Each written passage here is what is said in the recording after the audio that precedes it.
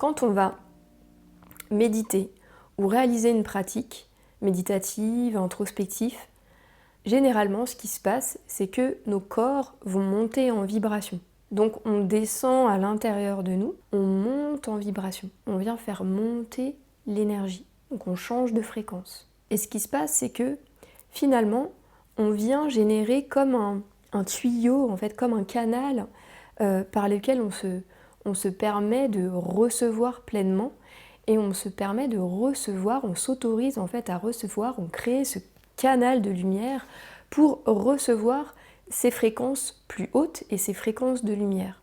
Eh bien, c'est vrai qu'à un moment donné, pour bien recevoir ces fréquences, il faut préparer nos corps. Il faut que nos corps, nos différents corps, soient malléables, soient réceptifs à la lumière.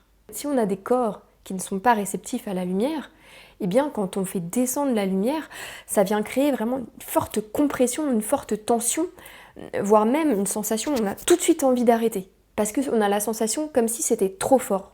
C'est comme si finalement, si on faisait tout de suite descendre des fréquences, des plans supérieurs, ou même par exemple aujourd'hui on parle beaucoup de la 5D, etc. Si on faisait descendre ça d'un coup dans chaque corps humain, on exploserait. Ce serait beaucoup trop fort pour nous. Beaucoup trop lumineux, beaucoup trop puissant.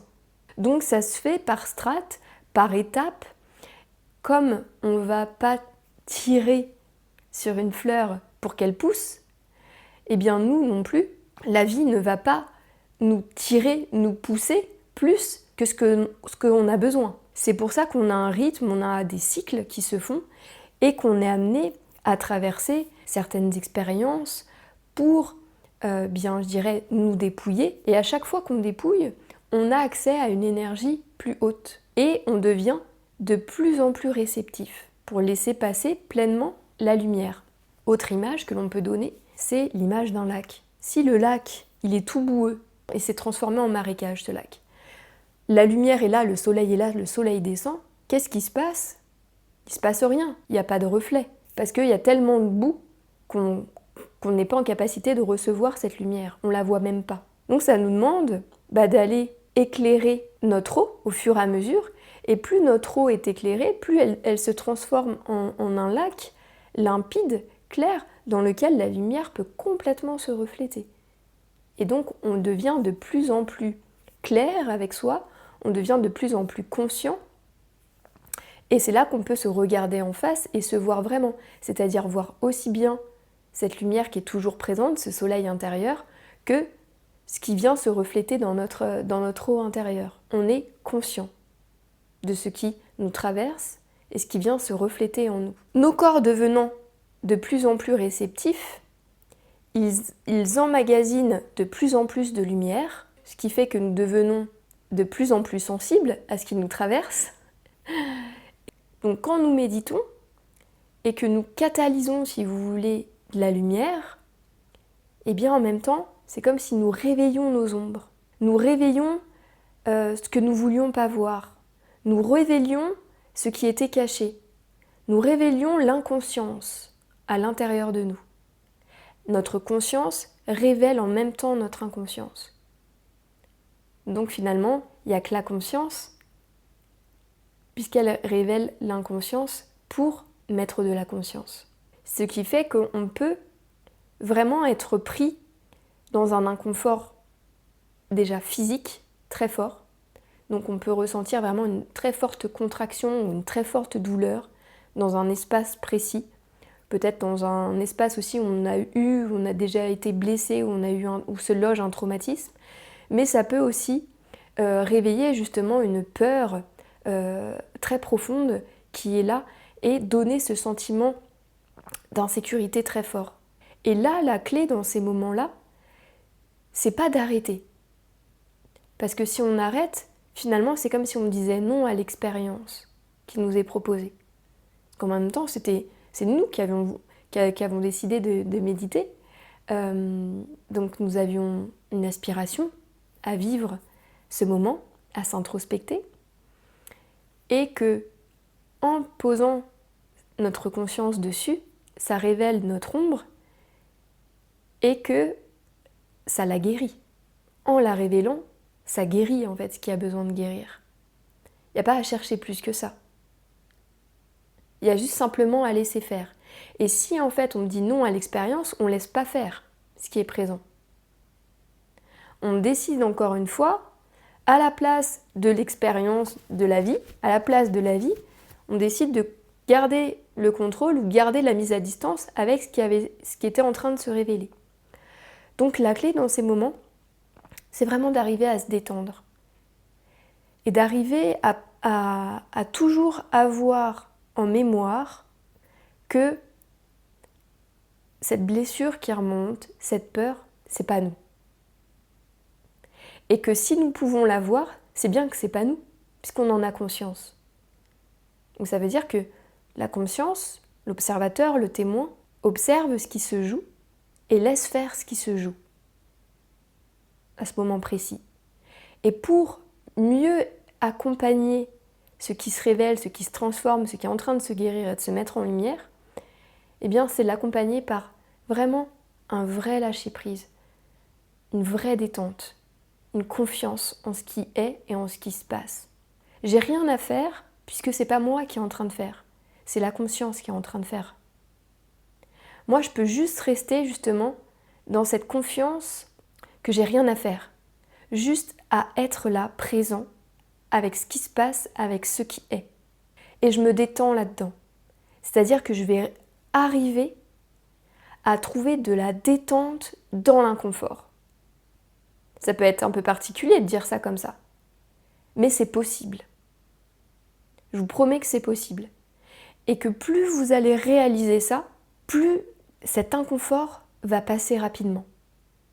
En fait, ce qui crée vraiment la chose inconfortable et de manière beaucoup plus intense, c'est notre résistance à ce qui est présent, à ce qui essaye de se détacher, de se transformer, ou tout simplement la résistance aussi au changement. C'est ça en fait qui nous gêne, qui nous fait mal, qui nous fait souffrir. Donc plus on va s'accompagner en disant « Ok, je me détends, tout va bien, je respire en fait, je respire dans cet inconfort, je prends le temps de respirer dans la méditation, je prends le temps de vraiment m'identifier à ma conscience et d'observer ce qui se joue et de laisser faire ce qui se joue.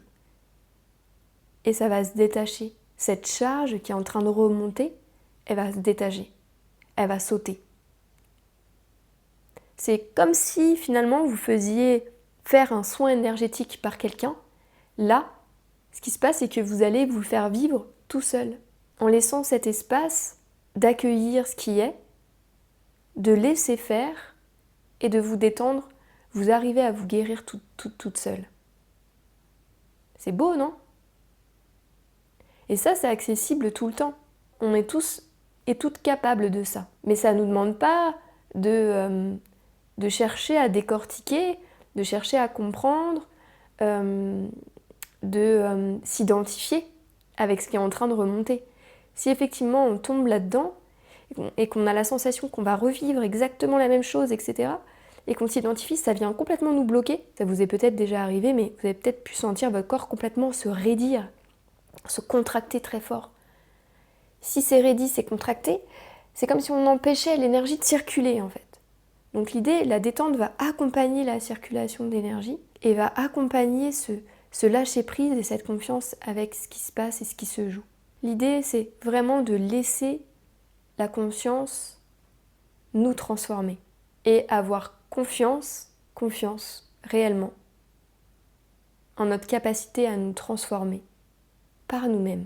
Parce que quand nous prenons conscience de ça, c'est comme si nous disions à notre autorité la plus haute, à la vie la plus grande en nous, c'est comme si nous lui ouvrions les portes de tout notre être. Et qu'en ouvrant ces portes, eh bien la lumière se posait exactement où elle doit se poser et allait guérir exactement ce qui avait besoin d'être guéri sur l'instant, sur le moment. Si on continue de méditer et que ça se passe et qu'on a toujours la même sensation qui revient, ça ne veut pas dire qu'on a mal fait. Ça, on retire ce jugement. Il est inutile. Ça veut dire qu'on a besoin d'y revenir. La charge se nettoie, s'enlève, mais on n'est peut-être pas arrivé jusqu'au bout de ça. Donc ça nous demande d'y revenir et d'aller encore plus profondément à l'intérieur de nous, nous détendre. Ça demande d'aller dans une détente encore plus profonde. C'est ça finalement la vraie clé de l'auto-guérison, c'est cet abandon sincère, entier au divin en nous. Vous voyez un peu quand on médite, on laisse aller le poids de la gravité, vraiment du corps, comme si le corps se laissait attracter par l'énergie terre, par l'énergie de la terre. Contrairement à d'habitude où on se redresse, finalement, où on est un pilier de lumière entre le ciel et la terre. Eh bien, quand on va méditer ou s'introspecter, généralement, on se dépose en fait. On se dépose à l'intérieur et on a la sensation que une petite inclinaison qui se fait. Et cette petite inclinaison, ça peut aussi être un signal pour nous en disant bah voilà, je m'incline devant la vie plus grande que moi. Ça peut aussi être un rappel en disant là, j'ai plus besoin de chercher quoi que ce soit. J'ai plus besoin de mentaliser, j'ai plus besoin d'avoir un rôle, une fonction. Je suis personne. Je médite pas pour être quelqu'un. Je médite pour être en lien, en communion avec moi. Je cherche même pas en réalité. Je suis. Je suis avec moi. En communion, c'est être avec soi. Et dans ce geste, eh bien, je viens m'abandonner. Je viens vraiment m'abandonner. Et en m'abandonnant, ça amène ce lâcher prise, ça amène cette détente profonde. Je me lâche, je me relâche, je lâche tout ce que je peux lâcher. Je me détends et je continue de me détendre en profondeur. Et plus je vais être détendue profondément, plus je vais réussir à m'ouvrir et à lâcher en fait. Plus je me détends, plus je lâche. Plus je lâche, plus je m'ouvre. Et quand j'ouvre, c'est comme si mon tuyau, mon canal s'ouvrait. Donc il y a la lumière en plus qui peut descendre beaucoup plus fort et pouf, la grosse charge, elle peut sortir en même temps. En étant moins détendue, je rétrécis mon tuyau, je rétrécis mon canal de lumière. La lumière descend moins forte, entre guillemets, et la charge qui remonte, qui peut s'extraire, elle va être moins importante, moins grosse. Donc c'est pour ça que je vais devoir y revenir. Une grosse charge, une grosse blessure, une grosse mémoire, plus j'ouvre mon canal, plus je crée en fait un grand canal, j'ouvre, eh bien la grosse charge, poum, elle peut sortir d'un coup. C'est pour ça qu'on doit y revenir parfois. Et ça ne veut pas du tout dire qu'on a mal fait, c'est normal, c'est pas grave. On y revient. On y revient quand on le sent et quand on a envie. Et peut-être qu'aussi la vie nous amène ou nous propose à un moment donné par une synchronicité à y revenir.